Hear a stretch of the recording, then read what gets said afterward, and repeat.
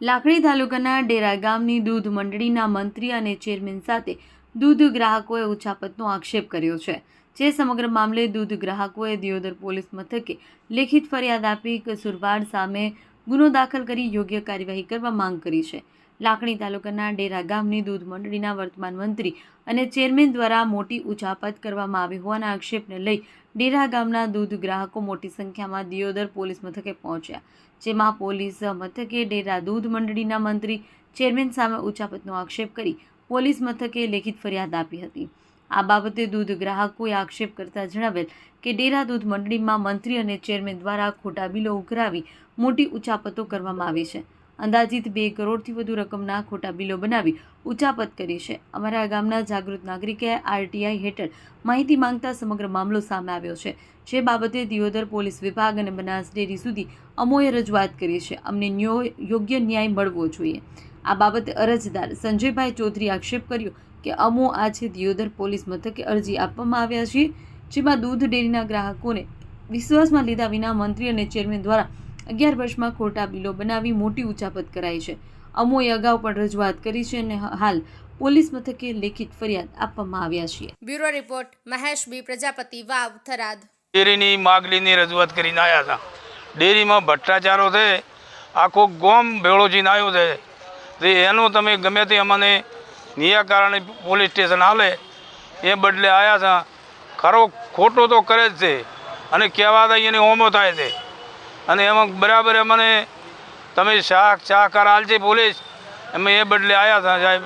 તે મારું નામ રત્નાજી અને ડાભી દિયોદર તાલુકા પંચાયત પ્રમુખ।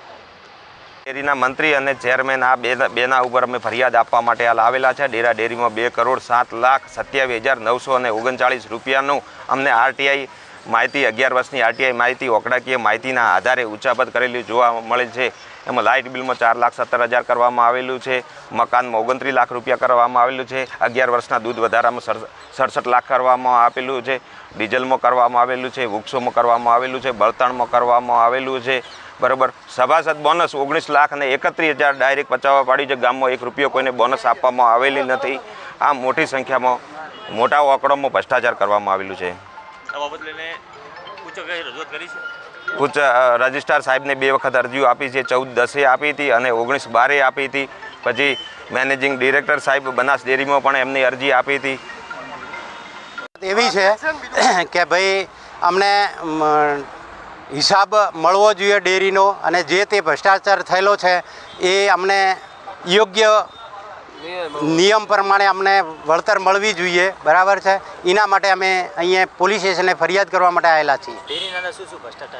લાઇટ બિલમાં ભ્રષ્ટાચાર થયેલો છે, મકાનમાં ભ્રષ્ટાચાર થયેલો છે, નફો જે ફાળવે છે એમાં ભ્રષ્ટાચાર થયેલો છે, ડિવિડન્ડમાં ભ્રષ્ટાચાર થયેલો છે અને નાના મોટા જે કામ કર્યા છે, કોઈ ફ્રીજ માટે કે મશીન માટે કે એમણે કોઈ રિપેરિંગ કરાયું જ નથી, છતાં ખર્ચો ઉધારેલો છે અને વારંવાર ધારો કે ટેન્કર ભાઈ જે દૂધ સંગ્રહવાનું ટેન્કર છે એ કંપનીના 5 વર્ષની ગેરંટીમાં આપેલું છે, છતાં એમના ખર્ચા માટે 1,86,000, 2,04,000, 1,95,000 એવી માતબર રકમ ઉધારેલી છે એમણે।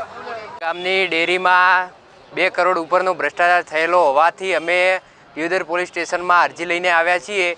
ડેરા ગામમાં દૂધ મંડળીમાં 2 કરોડ ઉપરનો ભ્રષ્ટાચાર થયેલો છે અને કોઈ હિસાબ આપ્યો નથી, સતત 20 વર્ષથી કંઈ હિસાબ આપ્યો નથી। આમ અમે પોલીસ સ્ટેશનમાં દિયોદર ગામના બધા મળીને અરજી કરવા આવ્યા છીએ।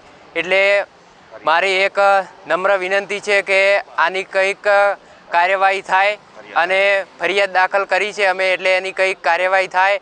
આમ પશુપાલકોને ખરા પરસેવાનો પૈસો છે એટલે એમને કંઈ હિસાબ આપ્યો નથી, એટલે મારી એક નમ્ર વિનંતી છે કે આની કંઈક કાર્યવાહી થાય। મારું નામ ઠાકોર ભારપલ।